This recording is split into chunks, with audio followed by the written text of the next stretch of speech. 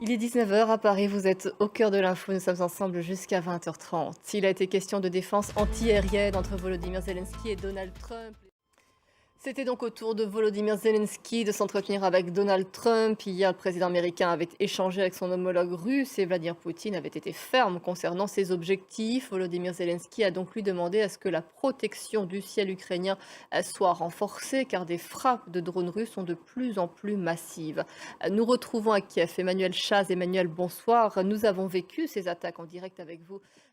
Comment les Américains pourraient-ils protéger davantage l'Ukraine de ces frappes?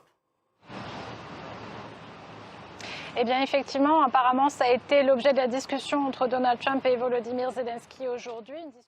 Je vous remercie beaucoup, Emmanuel.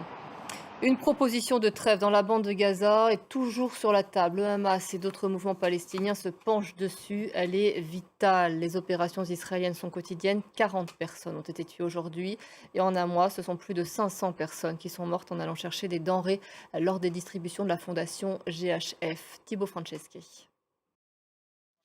La colère monte en France et en Europe alors que plus de 1000 vols ont été annulés aujourd'hui en raison de la grève des contrôles aériens, des contrôleurs aériens. Hier déjà, des centaines de milliers de passagers avaient été affectés par ce mouvement et leurs revendications suscitent la polémique. Julie Vitaline avec Brigitte Briffaut et Frédéric Bonne pour France 2.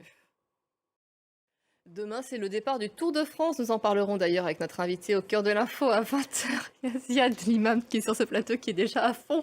Fabrice aussi. Bon, alors, en tous les cas, il s'élancera de Lille jusqu'à Paris. C'est une édition particulièrement difficile. Vous êtes au cœur de l'info, vous restez avec nous tout de suite. C'est une semaine dans le monde avec nos éditorialistes.